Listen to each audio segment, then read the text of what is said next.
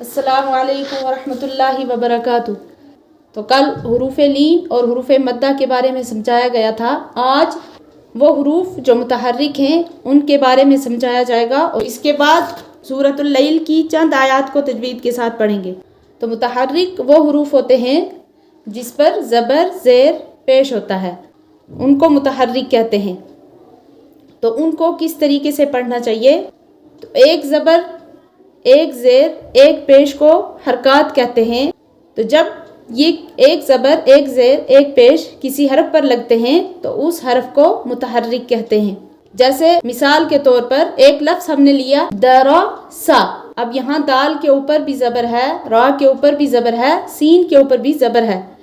अब इनको तीनों को नहीं खींचेंगे क्योंकि जो हरकत होती है यानी ज़बर ज़ेर पेश उसको नहीं खींचते।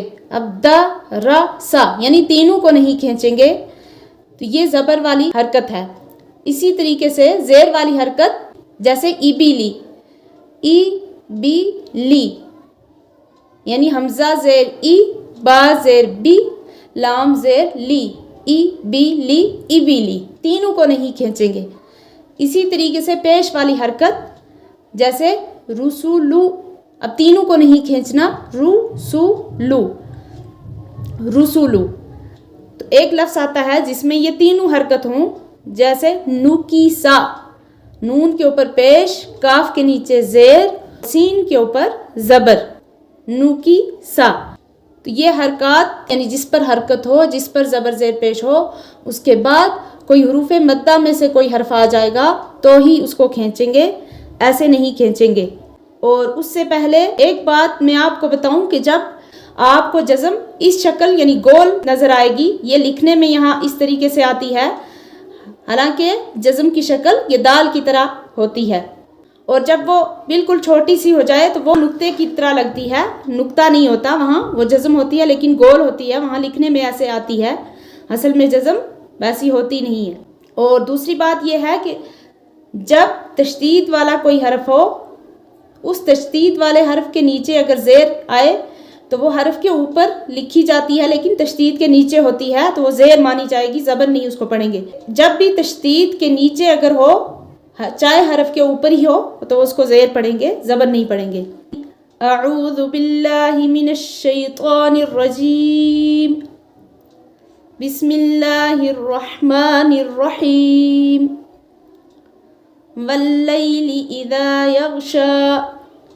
या के ऊपर जो जज़म है वो जज़म जो होती है वो इस तरीके की होगी, लेकिन यहाँ आपको यहाँ गोल नज़र आएगी। मैंने इससे पहले जो बताया था कि हुरूफ लीन और हुरूफ मद्दा यानी हुरूफ मद्दा को खींचेंगे और हुरूफ लीन को नहीं खींचेंगे। तो ये या यहाँ पे मद्दा नहीं है, लीन है, क्योंकि या साकिन से पहले ज़बर है लाम पर, इसलिए हमने इसको जल्दी पढ़ा। वल्लैली इज़ा, दाल के आगे जो अलिफ है वो अलिफ मद्दा है, इसको थोड़ा सा खींचेंगे। यग़शा कहते वक्त यग़शा ये इस तरीके की आवाज़ नहीं निकलनी चाहिए, क्योंकि अगर हमने यग़शा पढ़ा गाइन के ऊपर कलकला की तरह आवाज़ निकलेगी, जो कि यहाँ सही नहीं है। हुरूफ कलकला जो 5 हैं उन्हीं पर कलकला होता है और उनको अच्छे तरीके से जहन में बिठा लेना कि हुरूफ कलकला जो 5 हैं, क़ाफ़ ता बा जीम दाल, तो इन्हीं पर कलकला होगा जब इन पर जज़म लगेगा।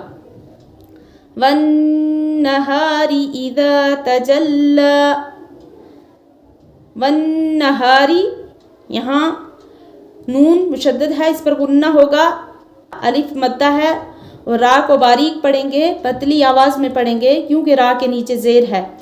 इज़ा यहाँ भी जो अलिफ आ रहा है ये मद्दा है। तजल्ला यहाँ लाम को बारीक करके पढ़ेंगे और लाम के ऊपर तशदीद है, इसलिए इसको 2 बार पढ़ेंगे और सख्ती के साथ पढ़ेंगे। तजल्ला वमा खलक़ज़्ज़कर वल उन्सा, खलक़ज़ खा भी पुर और काफ भी पुर होगा और काफ को दाल के साथ मिलाकर पढ़ेंगे क्योंकि दाल के ऊपर तशदीद है और तशदीद वाला हरफ से जो पहला हरफ है उसी पहले हरफ के साथ तशदीद वाला हरफ मिलता है जिस पर कोई ज़बर ज़ेर पेश लगी हो।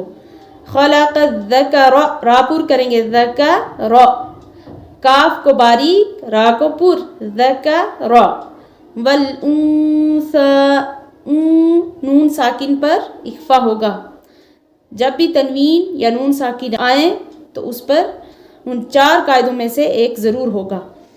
तो यहाँ पे इख्फा हो रहा है, इसलिए नून को छुपा कर पढ़ेंगे। इन्ना सअयकुम लशत्ता, इन्ना नून मुशद्दद पर गुन्ना होगा। सअयकुम की मीम को यानी मीम अदा होते ही अगला हर्फ पढ़ना है। इन्ना सअयकुम लशत्ता पढ़ना है, न कि इन्ना सअयकुम लशत्ता। कुम ऐसे करके नहीं पढ़ना है आगे का। मीम साकिन के जो 3 कायदे हैं, इससे पहले मैं उनके बारे में आपको समझा चुकी हूँ कि मीम साकिन के जो 3 कायदे हैं उनमें से एक जिस पर इज़हार शफ़ी होता है, यानी जिसके बाद बा और मीम नहीं होती, तो उस मीम को हल्की आवाज़ में पढ़ना है, यानी गुन्ना नहीं करना है। उसी को इज़हार शफ़ी कहते हैं। इन्ना सअयकुम लशत्ता, और ता के ऊपर जो खड़ा ज़बर है ये उतना ही खींचेंगे जितना अलिफ मद्दा को खींचते हैं। लशत्ता। फ़अम्मा मन अअता वत्तक़ा,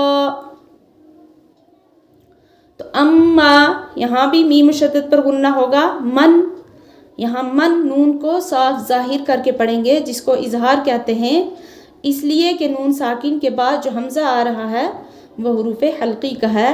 हुरूफ़ हल्की जो 6 है।